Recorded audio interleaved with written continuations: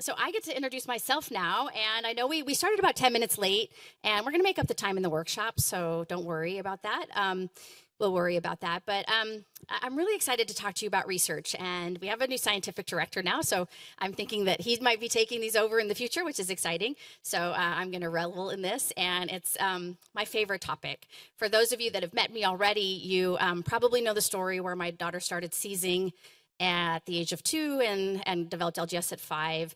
And, the way of thinking back then amongst doctors was, oh, she's going to be fine. She's going to go on medication. She's going to be fine. And seizures don't cause brain damage. And don't worry, you can't die from epilepsy. And then I would go home after these appointments and be, resuscitating my daughter and watching the seizures damage her brain and thinking this just doesn't match. And of course, they were talking about most epilepsies, not the rare epilepsies like Savannah and our children have. And this is what really drove me to college and spent 12 years remediating in math and English and ultimately getting my PhD. And I've really spent my life just trying to understand what can cause LGS. I spent a lot of time thinking about this. I am the biggest nerd ever when it comes to this kind of stuff. And for about the first 15 years in this space, I was not excited about LGS research. It was just really not very exciting at all. And I would say just the last 15 have just been really incredible. And it's because of people like Elaine and Dr. Warren and so many other people that are here speaking. And so I'm going to just share a little peek into some of the stuff, not only that is going on in LGS research, but things that the LGS Foundation specifically has funded based on the donations that many of you in this room have made and the time and dedication of our physicians. So how is the LGS community driving research? And if you look at sort of a journey map of what most of us go through, it will look something like this. You have a series of symptoms, and those symptoms then enter you into the diagnostic odyssey, which is not unlike Homer's Odyssey. If you had to read that in school, you were like, oh gosh, is this ever going to end? And what nonsense is he into now? And oh my gosh, he did that to himself, right? But for us, it's never ending. And then you go into, once you do get a diagnosis, like Elaine was talking about, that's not the end of it, because you can have many things. And if you spend any time with you've heard me say this, but I feel like we need to do a Pokemon campaign on diagnoses. It's like, you got to catch them all, because each one of those diagnoses, whether it's Lennox-Gastaut syndrome or it's your genetic mutation, if that's it, or your MRI abnormality, or the intellectual disability, or infantile spasms, or cerebral palsy, all of these things are going to help us get through life, and they give us access to something. So we're not purist here. So if you're Lennox-Gastaut, you're gastoid, you're a peach, you're a nectarine, you're an apricot, you're welcome here. And I think that we're all trying to kind of figure this stuff out together. But then you enter into this whole area of like prognosis and planning where there's not much information. I don't know what to expect. My daughter's 31. What's going to happen next? Then you go into the treatment loop, and then you have all these other issues, the individual issues of, managing your symptoms and getting out in the world. And then you have all these system issues, right? Like, how do you argue my husband lives to argue with insurance. Like, this is the best thing I ever did was marry with this guy, because this is what he does. I'm like, just can you go argue with the insurance company for a while? But it's exhausting for the rest of us, right? And so the LGS Foundation, we asked you a few years ago what you wanted us to focus on, because this is a lot. And you told us treatments and cures. And so we've been doing that for the last, decade and a half that we've been here, and we're branching out into many of the other areas. So I'm going to talk a little bit about that. So let's break down a little bit when we're thinking about treatments and cures, what LGS is. And this is how we think about it. So you have these early life seizures, and then we often hear doctors say that children who have early life seizures will start having this in-between seizure abnormal electrical activity on their EEG. So these are brain waves running amok. And this is abnormal, and it's an epileptiform activity. And then that starts to lead to slowing. Your kids might become developmental delayed. They might start falling behind. And these three things are sort of the criteria for that DEE that Elaine was talking about, developmental and epileptic encephalopathy, of which LGS is one of many of those. And then somewhere in some sort of unknown, method, this evolves into these two EEG features of LGS, the top one being slow spike and wave, which is very abnormal, and the bottom one being generalized paroxysmal fast activity, or GPFA. Which is also very abnormal. And the bottom one mostly is occurring in sleep, as Elaine has already said. So if you break this down and you're starting to think about treatments, we have medicines today that treat seizures. So just that first step, right? And they treat seizures broadly. They think about, oh, we want to balance excitation and inhibition in the brain, but we think about getting more precise with that in the science that we are interested in. So we spend a lot of time funding in that very first category. What if you could know the cause of early life seizures? And this is probably the first 10 years of our funding in LGS was, identifying causes. And we funded a ton of research that helped to identify genetic causes. There's more than 900 genes now that predispose to LGS. We funded some research in looking at MRIs. And so if you do not know the cause of those early life seizures, it's really important to know that because there are gene therapies coming out. There are specific treatments like surgery that you might qualify for. So again, you got to catch them all, right? So it's important to know that. And as Elaine was showing that in about 70 to 90% of cases now, we can start to begin to identify in LGS families what the cause of those early life seizures were. Now, when we survey you guys and ask you, only 30% of you know what the cause is. But when you get the doctors together, they're saying anywhere between 70 and 90% of the time they can figure it out. So we have to bridge that divide. But this is really important for you to figure out what the cause is because this could lead to changes for you. It could lead to better therapies. It could lead to different treatment options, things like clinical trials for you.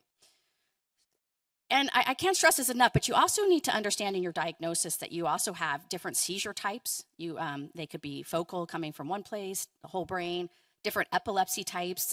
LGS is often both focal and generalized epilepsy. There's syndrome, which is what LGS is. It's a collection of symptoms.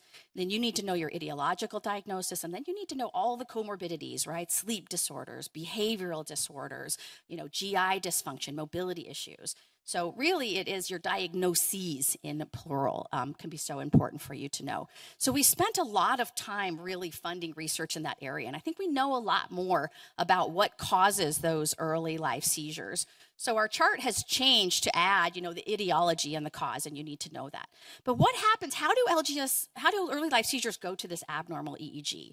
And how does this abnormal EEG start to lead to slowing? And how does that slowing and that abnormal EEG now lead to this LGS pattern that all of us have? We all converge onto the same exact EEG pattern. Like, what is that? Our brain waves all go in the same direction.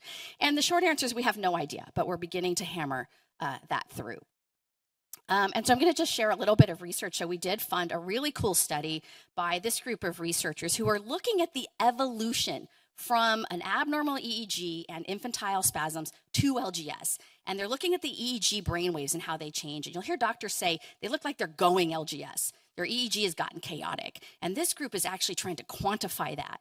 And if you can quantify it and measure it, you can start to predict who might go LGS. And you could start to think about what treatments do we need to put these children on as they're evolving to LGS. Now, this doesn't necessarily help any of us who already have LGS, but wouldn't you have loved to have that treatment back in the day? So this is a really important area of research for us. And while I don't have any official announcement that I can report on this, it's really exciting research that's going to be coming out soon from this group. And so they've been looking at this evolutionary pathway. And then, of course, we've already mentioned Dr. Warren. He is here. I don't know if he's here today, but he's going to be speaking. But he was looking at where do these abnormal EEG brainwaves come from in the brain? Where are they coming from? I mean, is it the whole brain? Is it a specific part of the brain? And Elaine already talked about this, but we helped to fund some of that work. They were looking at patients who were undergoing deep brain stimulation. And Dr. Warren and his team were studying these kids and adults who were getting DBS. And they were saying, where does slow spike and wave come from? Where does GPFA come from? And this is some of the coolest research, I think, because they identified this LGS network. Right? And we all have, it seems, the same network. It's coming from the same place. It's really strong for GPFA signal. It's a little less, it's a little more diffuse for SSW, but it starts in the cortex, that CX region in the green lump up in the front there, runs down to the brain stem, right? And the brain stem, it runs to the region of the brain. If you take an infant, you kind of drop them a little bit like this, they have the startle reflex, runs to the same region of the brain that is responsible for that reflex, which is why we get a lot of these tonic seizures or these postural seizures, runs up into the thalamus, and that's sort of a relay, and you get this sort of relay. It's almost as if it's a roadway for more and more seizures, right? And people with LGS have thousands and thousands of seizures, across a 6-month period, a very high number compared to some of the other DEEs. And so this network is really interesting because now that we know that it's coming from this region, we can start to dig in to this. And of course, Elaine, whose slides I stole here, has already talked about how the attention network and the daydream network are on at the same time in our kids. And if you haven't had a chance, if you do get a chance to talk to Dr. Warren about this, it's just such an interesting theory because no wonder they can't learn anything, right? Because these two networks are on and off. But now we have a place in the brain we can start to think about this and move forward.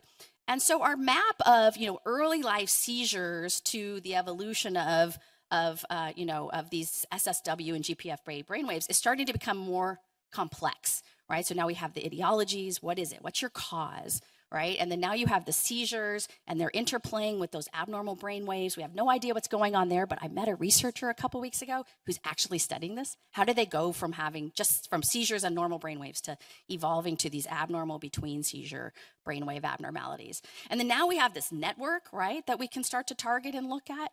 But how are we going to study that? So we funded a researcher named Jennifer Carney, who has actually created an animal model of slow spike and wave, where you can begin to start to look in the brain of these animals and break down, well, what is happening in the brainstem? What is happening in the cortex? And we can start to think about, is there a certain molecule responsible for this? Is there a certain gene? Is there a certain group of neurons that are behaving badly that need to be whipped into shape? Like, what is it? And so this is one of the first models that exist for LGS. It has slow spike and wave. And so we can begin to break down for the first time really what's happening at the molecular level in this. So this is a really exciting study, and I can't wait to see what comes out of this model. We also funded Linda Dalick, who was working with Aaron Warren in the group in Australia. And they were doing deep brain stimulation and trying to figure out exactly where in the LGS network you can stimulate, right? So if it starts in the cortex, and it goes down to a specific part of the thalamus, and it goes down to the brainstem, why don't we target electrical stimulation there? And so they had a really successful study where they showed that a high number of patients really responded well to deep brain stimulation if you stimulated in the LGS network in the thalamic region. And so this is a great study, and I know many of our families are looking at deep brain stimulation, and there's a clinical trial going on, DBS for LGS, but it's sort of attacking electrical abnormalities with more electricity in the brain. And this field continues to evolve because we now have this group who is looking at the mouse model of slow spike and wave and saying, what if we did electrical stimulation in the cortex, right? So not in the deep brain and the thalamus, but in the cortex region of LGS. What if we stimulate there? And the way that they're doing this is with focused ultrasound, and it's something that's done without brain surgery, which is very exciting. And so they're seeing if this is a possibility. So maybe we do, maybe you don't get seizure freedom with deep brain stimulation in the thalamus in the network, but what if you combined it with cortical stimulation? Or what if cortical stimulation could do it without needing the thalamic stimulation? And so we're beginning to break these things down. And this group was really exciting. They had an incredible breakthrough that happened where, as they were doing research that we funded for them, they identified a whole new region of the brain. We knew about the region, but we didn't really know what its function was. And apparently the function of this region, which I can never say, it's the FC neurons, right, Mike? Okay, I got the thumbs up. It's the FC neurons, that's what we're gonna call them, that are responsible for starting seizures and keeping them going. And this is a huge problem for us, is these seizures that will not end on their own and these need for rescue medicines. And so, in the midst of trying to understand LGS, we funded a breakthrough in science, right? And I think this is just a really important point because the entire field of neuroscience has been built on the brains of our loved ones and loved ones with epilepsy. And, I think it's really important for us to celebrate when there are these breakthroughs and really highlight that they're coming from people who have this disease and people who are funding research on this disease. Because for so long, we've been treated like subjects in studies, but we're not. We're driving it. We also are starting to look at what happens when, right? See right here? My husband told me I have to stop saying that, right? Anyway, thank you. We also started looking at, what happens when you have this network? Okay, you have LGS now. What's happening, right? So we could stimulate it to try to disrupt the network. But what happens, how is that leading to behavioral changes? And so one of our first, we asked you guys again, we did a survey and you said sleep. Oh my gosh, sleep. None of us are sleeping. Our LGS loved ones are not sleeping. We are not sleeping. The cat and dog are not sleeping. No one is sleeping in our house. So we funded Geeta Gupta, and Renee Shalhaas is going to be here to present some of her research, just looking and evaluating sleep in children who have LGS. What is that behavioral dysfunction? And doing the polysomnography test and looking at the brain waves and doing some surveys and trying to figure out how we can even assess our loved ones. Because I don't know about you guys, but my kid's not going to hold still for a polysomnography sleep test in the hospital, right? We've got to figure out how to do this. So we funded her, and in addition, we funded Aaron Warren again, because we liked him so much, to actually look at people who are already getting deep brain stimulation and look at how their sleep EEG, their sleep brainwaves, change with and without stimulation in that LGS network. And how does the architecture of sleep change? You know, you're supposed to go to sleep, and you're supposed to have non-REM sleep, and you're supposed to have REM sleep.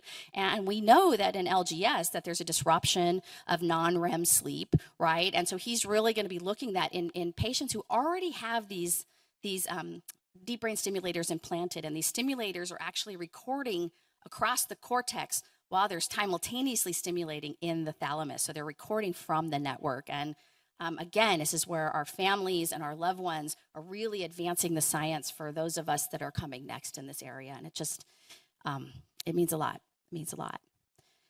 So we really have gone from, this model when we started funding of, this is how LGS evolves, to a much more comprehensive model. And we've begun to fund in each and every levels of this pipeline, right? And now we're starting to figure out what tests can you do and how can we intervene and what are the best tests. And we're not just doing that. So that's on the science side. And we hope, our goal is that as we begin to develop seizure treatments, that we start targeting the EEG. We start targeting the network in LGS.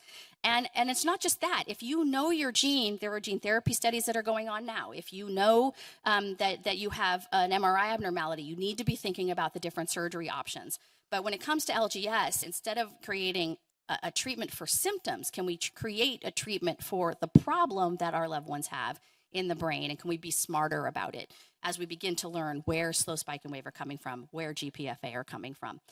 And then, of course, all of us want to know what comes next. When you do have LGS, can you reverse it? Can it get better? What does life look like in the long term?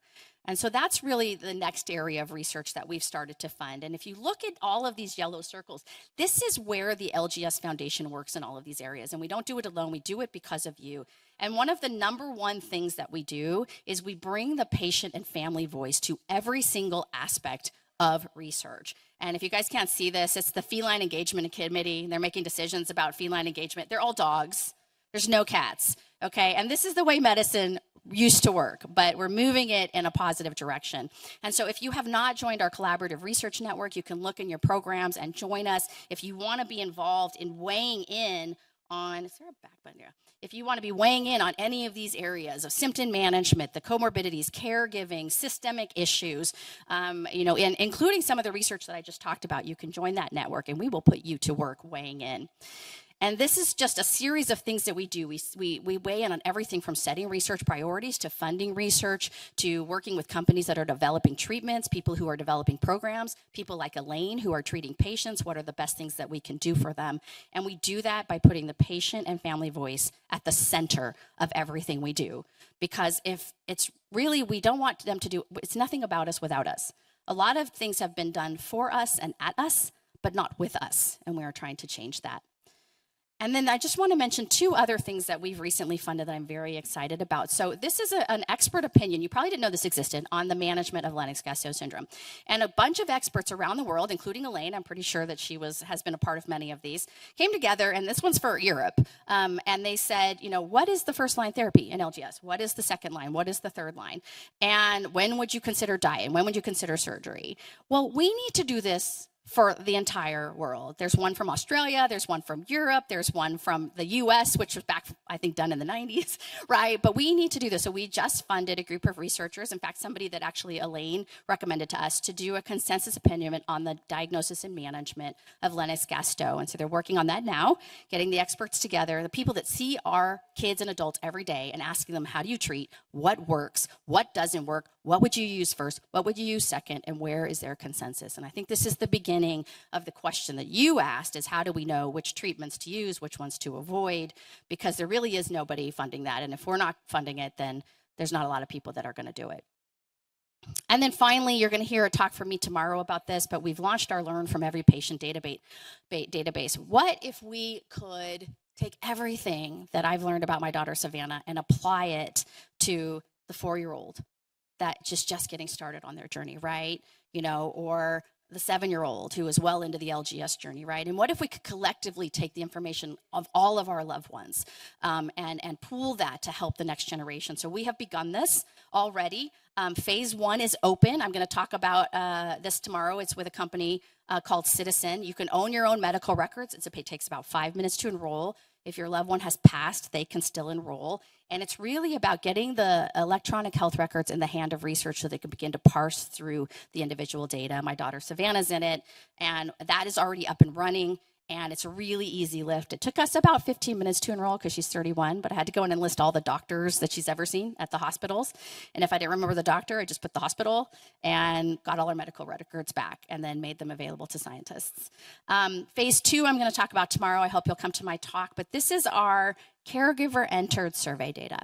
And we really want to hear from you about what your journey is like because, again, nothing about us without us, nothing about us without our opinion being weighed in on. And so come to my talk tomorrow if you want to learn more about phase 2. And then phase 3 is going to be doctor-entered data, and we're looking at starting that next year. But it's all about taking everything that we can learn from our loved ones now, and what worked, what was the first drug.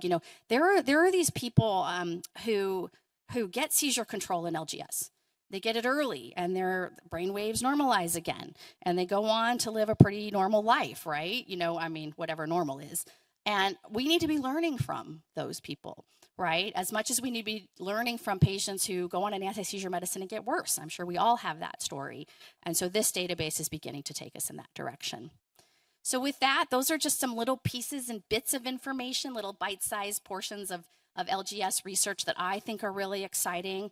And we are moving the needle. And every single one of you here in this room has helped us to move that needle by being here at our conference, by sharing your story, by supporting our families, by participating in research, by volunteering, by donating, by sharing your voice in our surveys. It's just really been incredible. And I will just end with this. We often will ask you guys to fill out surveys, and recently we asked you guys to fill out a sleep one, and we have the results back from that. It's out on our LGS table from the sleep survey. Surprise, everyone has sleep disorders in LGS, the caregivers and the patients. But what's really important is we've now documented it. And if you can't measure it in science, nobody's going to work on improving it. And so we've taken that first step, and we did that because you guys, 500 of you, filled out this survey that we've asked you to fill out for the upteenth millionth time, right? But you're helping to move the needle every time you do that. So you should pat yourself on the back for helping us move it, and we're making a difference.